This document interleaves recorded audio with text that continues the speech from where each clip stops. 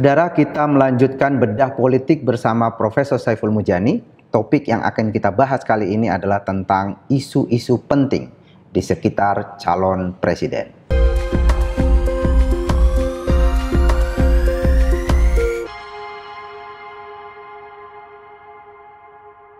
Profesor Saiful, kita sering membahas tentang apa sebetulnya faktor yang mempengaruhi pemilih ya di dalam memilih gitu. Salah satunya yang Profesor Saiful juga tulis pernah ada dua, ada rekam jejak dan platform kebijakan. Kira-kira itu yang penting. Tapi yang akan kita bahas kali ini adalah tentang rekam jejak Profesor Saiful, karena ini saya kira mestinya ya menjadi landasan bagi publik yang rasional untuk kemudian menentukan pilihan. Kalau soal platform kebijakan kan mungkin kita bisa diskusikan, tapi ini soal rekam jejak ini kan langsung bisa disaksikan oleh publik mestinya. Nah, pada masing-masing capres ini sebetulnya mereka punya rekam jejak masing-masing ya.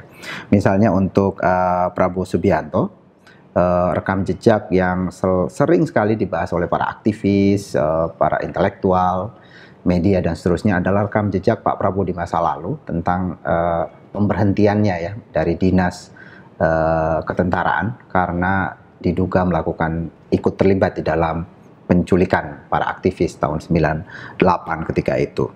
Nah, yang butuh kita tahu sekarang sebenarnya pengetahuan publik tentang ini bagaimana dan sikapnya bagaimana, tetapi yang lebih penting dari itu, apakah ini punya pengaruh pada elektabilitas pada ketiga pasangan capres ini. Pada Ganjar juga ada isu yang paling mutakhir yang banyak dibicarakan itu adalah sikapnya ya terhadap penyelenggaraan atau rencana kedatangan tim Israel, tim sepak bola Israel umur 20 tahun ketika itu, yang kemudian karena ada sikap penolakan itu kemudian akhirnya FIFA membatalkan karena menganggap Indonesia kurang kondusif.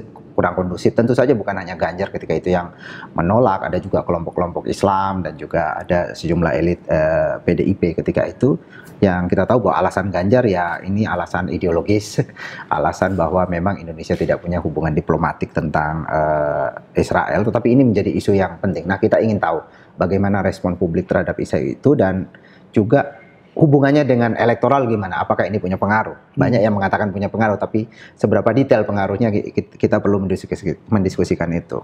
Kemudian isu ketiga pada capres nomor 1 yaitu Anies Baswedan, ada isu tentang Formula E. Ini juga sudah sering juga dibahas oleh orang, saya kira sampai sekarang juga masih dibahas. Nah, apakah publik tahu atau seberapa yakin publik dengan isu korupsi pada Formula E ini dan apa pengaruhnya pada elektabilitas? Saya kira demikian. Silakan Pak. Oke, Bung Saidiman. Jadi pertama adalah isu Pak Prabowo, track recordnya di mana di tengah, hampir di puncak sebenarnya, di puncak karirnya sebagai tentara.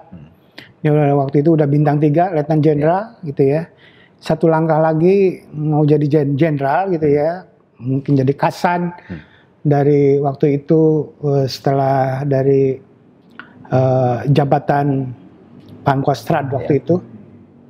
Waktu diberhentikan itu adalah jabatan dia waktu itu di Pangkostrat, satu jabatan yang sangat prestisius gitu ya di tentara. Nah, isu ini udah lama tentu saja, umurnya kurang lebih sama dengan umur reformasi ya. Jadi hampir 25 tahun begitu, Bung Saidiman.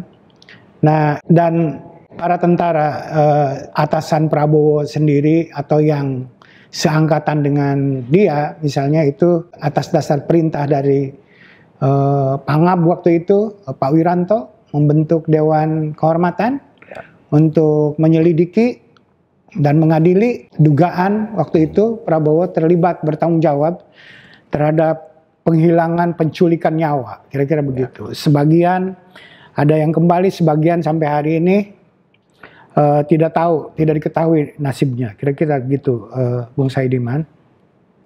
Kita tahu rekam jejak digital pidato Pak Wiranto menjelang pemilu 2014 gitu ya.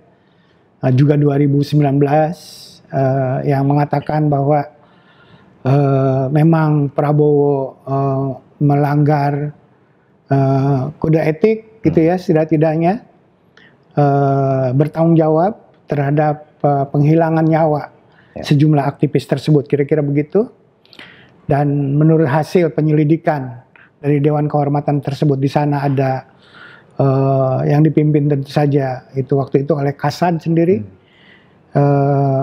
Kemudian di dalamnya ada orang Letnan Jenderal waktu itu Pak Susilo Bambang Yudhoyono, gitu ya, Pak Agung Gumelar, Pak Fahru Rozi, kita ingat beberapa jenderal yang terhormat pada waktu itu, dan memutuskan gitu ya bahwa Prabowo bertanggung jawab terhadap penghilangan itu. Jadi itu fakta gitu ya. Bahwa kemudian Prabowo tidak diadili di mahkamah militer itu soal yang lain.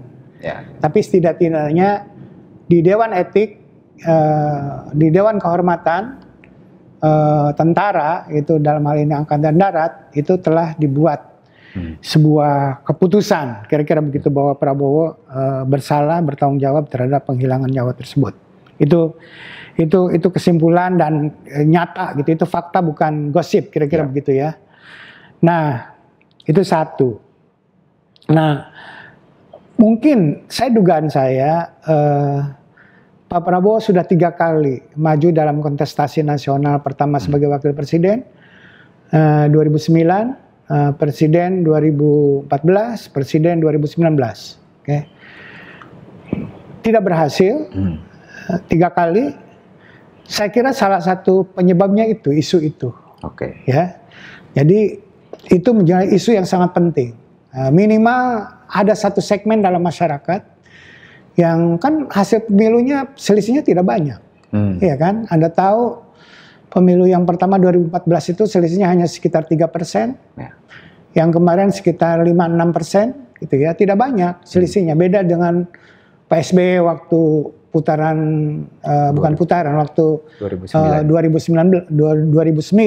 yang sekaligus ada 3 pasangan dapat angka 60% lebih, kira-kira kayak begitu Bung Saidiman. Nah ini kalau Pak Jokowi dengan Pak Prabowo itu selisihnya tidak terlalu besar. Oleh karena itu ada datanya dan kita bisa selidiki, dan saya menemukan bahwa memang unsur awareness publik terhadap kasus latar belakang trik-trikot Pak Prabowo seperti itu, dan sikap publik terhadap itu punya pengaruh negatif terhadap Pak Prabowo. Nah, apakah masih demikian menjelang pemilihan 2024 ini, Bung Saidiman?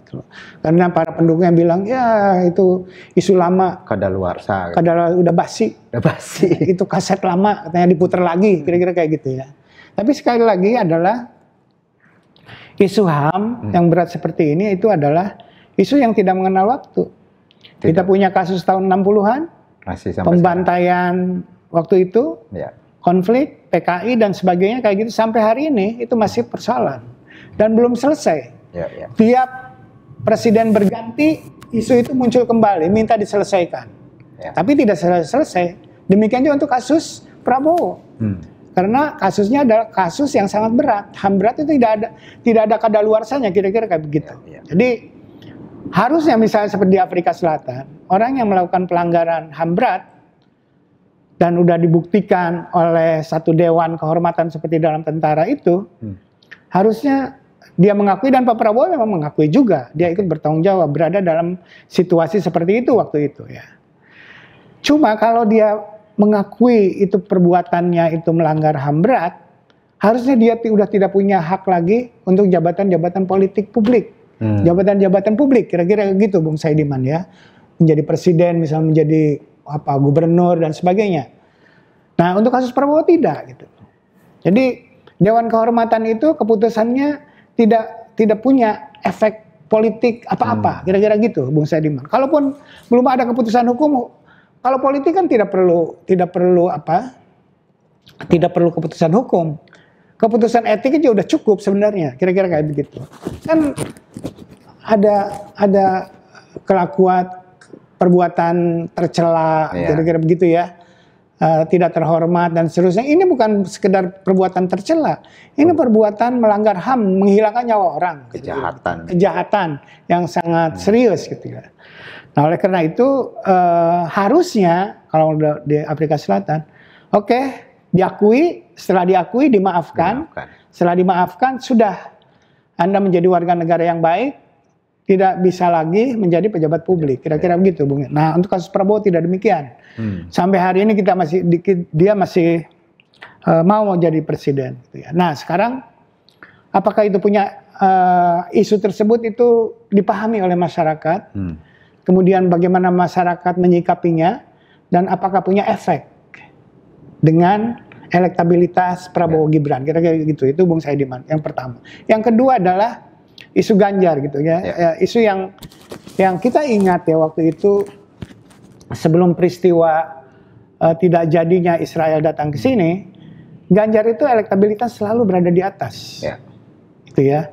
Dari tahun 2021 sampai awal 2023, elektabilitas Ganjar itu selalu di atas Prabowo. Apalagi Anies, kira-kira begitu. Nah, ketika terjadi peristiwa itu langsung jatuh. Saya menilainya adalah itu berarti sikap Ganjar yang punya efek negatif terhadap elektabilitasnya. Dan itu sangat serius. Sampai hari ini pernah beberapa kali pulih, tapi secara umum tidak pulih gitu. Apalagi belakangan gitu ya, ketika Jokowi sudah berada di kubu Prabowo, kira-kira begitu. Nah, oleh karena itu melihat seberapa aware publik dengan isu sikap Ganjar terhadap tim sepak bola Israel itu yang menolaknya untuk datang ke sini, kira-kira begitu. Seberapa negatif pengetahuan publik tersebut, sikap publik setuju atau tidak terhadap pandangan atau sikap Ganjar tersebut. Dan kalau dia setuju dengan pandangan Ganjar, apakah itu memperkuat Ganjar? Sebaliknya, kalau tidak setuju, apakah memperlemah elektabilitas Ganjar? Itu pertanyaan sama seperti kasus Prabowo tadi. Berikutnya adalah kasus tadi yang Anda katakan Anies ya. Kita ingin lihat. Saya sih melihatnya itu lebih banyak opini karena belum begitu kuat. Kalau kasus Prabowo kan lebih faktual. Terus kemudian fakta bahwa tim Israel tidak jadi datang ke sini juga itu faktual, kira-kira begitu, bukan opini, gitu ya. Piala dunianya batal gitu. Iya, batal Piala dunianya kan gitu loh. Tentu tidak bisa disalahkan sama Ganjar sendirian, gitu ya. Banyak faktor yang lain, tapi itu berada pada peristiwa tersebut gitu, yang banyak penggemar sepak bola di Indonesia kecewa. Dan pada waktu itu memang hanya Ganjar capres yang secara eksplisit menolak Israel datang. Iya, datang. Itu menarik ya. Karena apa? Karena sebenarnya sentimen masyarakat Indonesia terhadap Israel itu sangat negatif, Bung Saidiman. Sangat negatif, ya. Tapi tidak ada capres yang lain yang bersuara, gitu ya. Lain kasusnya ketiga ada kasus Israel sama Gaza belakangan ini. Semuanya menunjukkan dirinya paling Gaza, gitu kan? Paling pembela Gaza, kan? Kira-kira kayak begitu. Itu jadi menarik, gitu ya. Jadi kita ingin melihat. Untuk kasus Anies tadi ya, yang berkaitan dengan formula itu banyak opininya menurut saya, tapi ya itu menggelinding gitu loh. Lepas dari benar dan tidaknya, itu adalah sangat tergantung pada strategi komunikasi tim Anies. Kalau ini negatif ya itu berarti harus dijelaskan bahwa ini tidak benar, kira-kira begitu ya. Tapi kalau memang itu faktanya adanya seperti itu, ya sebagai lawan Anies tentu saja akan menggunakan itu. Jadi semuanya jadi serba terbuka. Apakah itu punya efek negatif isu Formula E tersebut terhadap elektabilitas Anies? Begitu Bung Saidiman ya. Kita lihat untuk kasus satu-satu. Satu kasus Prabowo yang berkaitan dengan diberhentikannya dari dinas ABRI waktu itu, namanya belum TNI, ABRI, Angkatan Bersenjata Republik Indonesia. Kemudian Ganjar yang menolak kedatangan tim sepak bola Israel. Ketiga isu Formula E dari Anies, terkait dengan Anies, kira-kira gitu. Bagaimana itu efeknya terhadap elektabilitas mereka? Pertama pertanyaannya ini Bung Saidiman, Prabowo diberhentikan dari dinas tentara, tahu nggak? Yang tahu 38%, Bung Saidiman. Jadi 62% tidak tahu. Ya. Nah itu menarik gitu ya. Jadi isunya udah 25 tahun tapi mayoritas orang tidak tahu. Tidak tahu. Hanya sekedar tahu gitu loh. Ya. Bahwa Prabowo itu diberhentikan. Gitu ya. Kalau tidak diberhentikan apa artinya gitu? Dia berhenti dari bintang 3 kemudian nggak melanjutkan kan kira-kira begitu. Dia pergi ke Jordania misalnya waktu itu. Ada dibentuk tim Dewan Kehormatan DKP gitu ya. Apa artinya gitu loh? Fakta bahwa dia berhenti. Tapi yang tahu 38%, Bung Saidiman. Kita bisa telusuri siapa yang tahu ini, tentu saja gitu ya. Jadi mayoritasnya tidak tahu. Nah,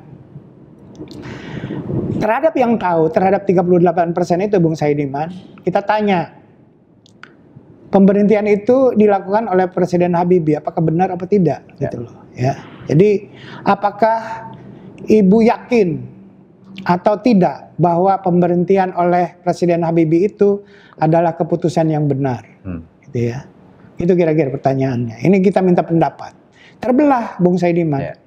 44 lawan 41. 44 yakin keputusan yang dibuat oleh Presiden Habibie tersebut benar.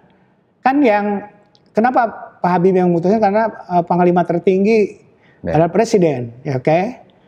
Dan itu udah bintang 3 gitu. Jadi sudah dari Dewan Kehormatan diselidiki, diserahkan kemudian ke Pangab, ke Pak Wiranto. Pak Wiranto kemudian menyerahkan, merekomendasikan, bukan Pak Wiranto, Dewan Kehormatan merekomendasikan untuk memberhentikannya, kira-kira begitu. Karena melanggar HAM berat, kira-kira begitu. Nah, Pak Presiden kemudian mengambil keputusan atas dasar rekomendasi tersebut. Ya. Nah, terbelah, Bung Saidiman. 44% yakin bahwa keputusan itu adalah keputusan yang benar. Ya. 41 tidak yakin. Yang mengatakan tidak tahu 15%. Itu, Bung Saidiman. Jadi dari 38, jadi kurang lebih sekitar separohnya. Ya, mungkin 20, mungkin 16%. Ya. 16% dari populasi nasional itu menilai yakin keputusan yang dibuat oleh Presiden Habibie tersebut. Sedikit di bawahnya 41%, yaitu sekitar 15-14% merasa tidak yakin keputusan yang dibuat oleh Presiden Habibie tersebut adalah keputusan yang benar. Itu, Bung Saidiman. Oke? Ya. Itu informasi dan kemudian dengan sikap. Ya. Nah, sekarang kita lihat asosiasinya dengan elektabilitas 3 pasangan. Nah, hanya sekedar tahu ya, jadi 37,7 dengan 62,3 Bung Saidiman, yang tahu 37,7, yang milih Anies 22, gitu ya, yang milih Ganjar Mahfud 28, Prabowo Ganjar 41. Artinya hanya sekedar tahu saja, kemungkinan untuk satu putaran itu susah untuk Prabowo Gibran. Ya. Jadi kalau kita jumlahkan 22 dengan 28 itu kan udah 50, Bung Saidiman, ya kan? 40, iya pas 50, gitu ya. Jadi yang 9 ini kalau didistribusikan pasti 2 nama ini akan dapat tambahan setidak-tidaknya separuh dari 9 itu. Katakan 4, berarti udah 54%. Jadi Prabowo Gibran belum dapat mayoritas mutlak, kira-kira begitu, 50 plus, Bung Saidiman. Nah, oleh karena itu, apabila jumlah orang yang tahu itu mayoritas, maka menjadi susah untuk satu putaran. Itu, Bung Saidiman. Nah, yang kemungkinan masuk ke putaran kedua adalah Ganjar Mahfud melawan Prabowo Gibran. Untuk kasus ini ya, kasus HAM ini, Bung Saidiman. Tapi bagi yang tidak tahu, gitu ya, bahwa Prabowo diberhentikan, yang jumlahnya itu mayoritas, itu membuka peluang satu putaran, Bung Saidiman. Jadi kalau jumlah orang hampir semuanya tidak tahu bahwa Prabowo diberhentikan, itu Prabowo dengan Gibran bisa menang satu putaran, gitu ya. Karena 47 dari 13-nya ini terdistribusi secara proporsional, dia pasti akan dapat 50 lebih. Itu hitungan-hitungannya Bung Saidiman, kemungkinannya, kira-kira begitu ya. Nah itu hanya sekedar tahu. Jadi pengetahuan yang basic itu pun penting. Ya. Kalau masyarakat semakin banyak yang tidak tahu, maka peluang Prabowo untuk menjadi presiden hanya dalam satu putaran itu menjadi lebih besar.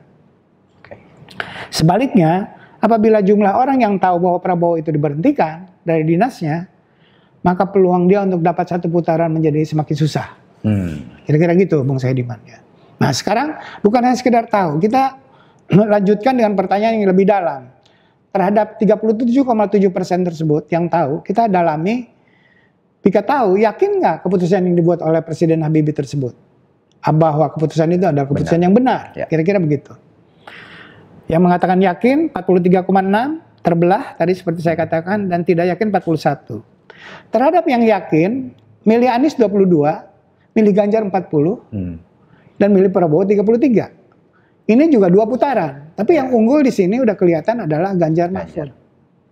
Di antara orang yang yakin bahwa keputusan yang dibuat Pak Habibie itu adalah keputusan yang benar. Tapi yang tidak yakin sebaliknya, Bung Saidiman, Prabowo akan menang satu putaran. Jadi kalaupun tahu, tapi hampir semuanya itu jadi tidak yakin, itu menguntungkan Prabowo.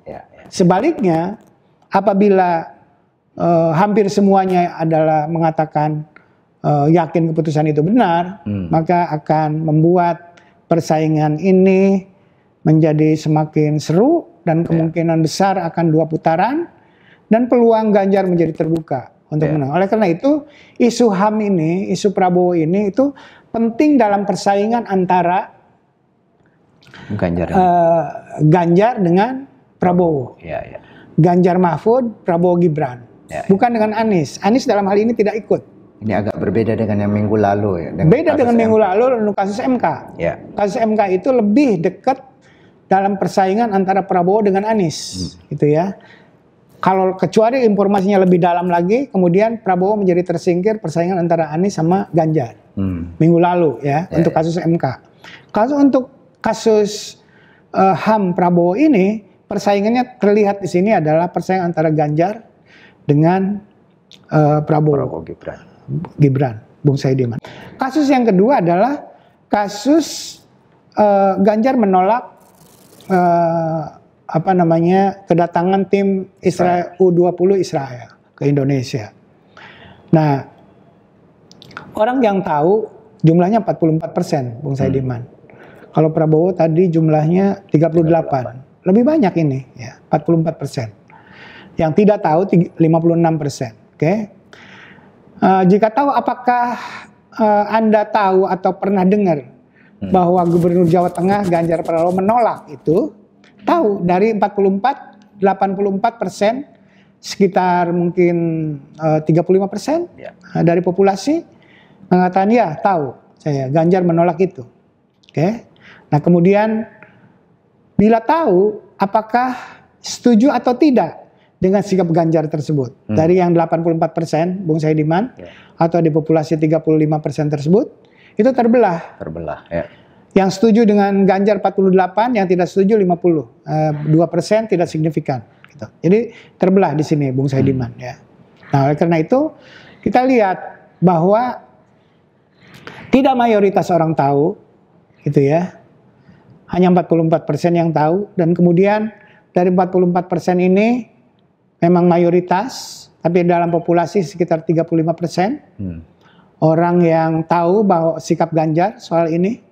Dan berikutnya dari 35% tersebut terbelah menjadi 2. Jadi kurang lebih sekitar 16-17%, gitu ya. Orang setuju dengan pendapat Ganjar, selebihnya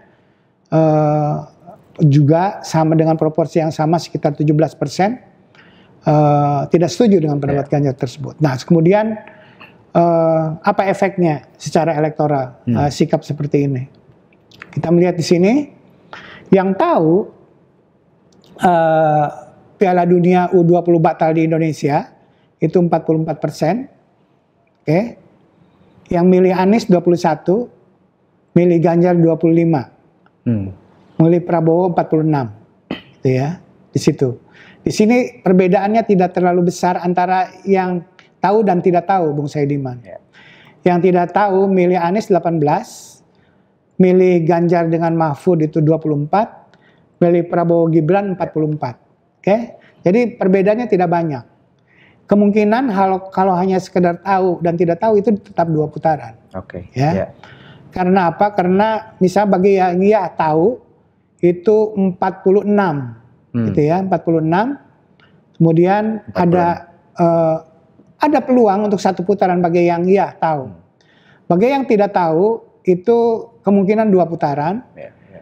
Jadi 24 dengan 18 jadi 42. Ini juga ada kemungkinan kalau hanya sekedar tahu dan tidak tahu, peluang untuk 1 putaran pada Prabowo Gibran itu ada. Gitu. Kalau hanya sekedar itu. Nah, jika tahu Ganjar menolak timnas Israel ikut Piala Dunia tersebut, gitu ya.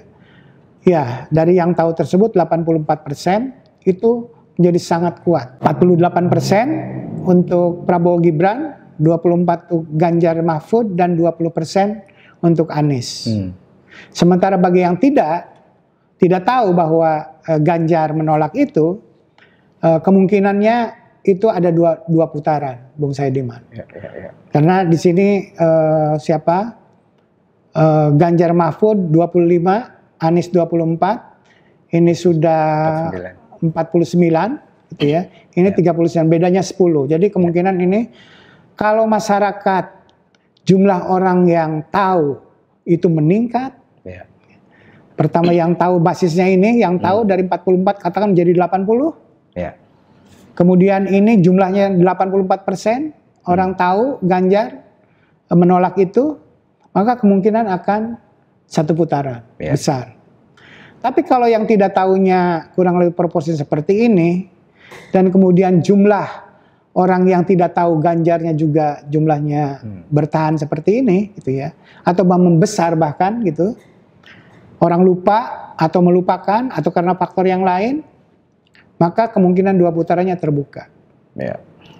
Nah kemudian jika tahu penolakan Ganjar tersebut setuju atau tidak, gitu ya, kita tanya pada yang tahu, ya tahu. Yang mengatakan setuju dengan Ganjar itu kemungkinan tetap dua putaran, oke, jadi positif. Sebaliknya itu jelas 1 putaran untuk Prabowo Subianto, Gibran, gitu ya. Apabila tidak setuju dengan sikap Ganjar tersebut. Jadi isu bola ini penting, memperlemah Ganjar, memperkuat Prabowo. Anies tidak ikut dalam kasus ini. Sama dengan kasus HAM tadi. Kasus HAM adalah persaingan antara Ganjar dengan Prabowo. Bola juga Ganjar dengan Prabowo. Tidak dengan Anies. Gitu dengan implikasi yang berbeda ya. Implikasi yang berbeda. Oke, dengan yang sebelumnya dalam diskusi kita untuk kasus Mahkamah Konstitusi, Bung Saidiman. Berikutnya adalah dugaan korupsi Formula E, gitu ya, yang terkait dengan Anies. Yang tahu sedikit, Bung Saidiman, hanya 25%. 2 kali survei kita melakukan pada bulan Mei 2023 dan Oktober, November ya kemarin, minggu pertama bulan ini, itu 25%. Jadi ada perbedaan sedikit, ada kenaikan sedikit, 24%, begitu. Jadi mayoritasnya orang tidak tahu, 75% di survei terakhir, orang tidak tahu isu atau opini tentang dugaan korupsi Formula E ini, gitu ya. Nah, ya mungkin kalau kondisi seperti ini, saya kira ini baik karena yang dikaitkan secara negatif dengan Anies, gitu ya. Kalau ini tidak berkembang itu artinya baik buat Anies. Nah, kemudian jika tahu isu ini, apakah Anda yakin korupsi dalam kasus tersebut telah terjadi? Gitu ya. Di sini, tapi dari 25 ini, mayoritas mengatakan yakin. Jadi sekitar 15%, 14% begitu di populasi yang merasa yakin dengan ini, dengan apa? Dengan opini bahwa di sana memang sudah terjadi korupsi. Itu Bung Saidiman. Hanya 31% atau 35% yang tidak yakin di sana sudah terjadi korupsi. Nah, bagaimana efeknya terhadap elektabilitas mereka? Kita lihat dari yang tahu 25,3%, milih Anies 23, milih Ganjar 29, milih Prabowo 39. Ini merugikan Anies jelas. Kemungkinan ini 2 putaran. Putaran keduanya adalah antara Ganjar dan Mahfud kalau iya. Kalau tidak, ya. Kalau tidak tahu maksudnya, ya, tidak tahu 74%, Ganjar Mahfud 23, Prabowo Gibran 47, gitu ya.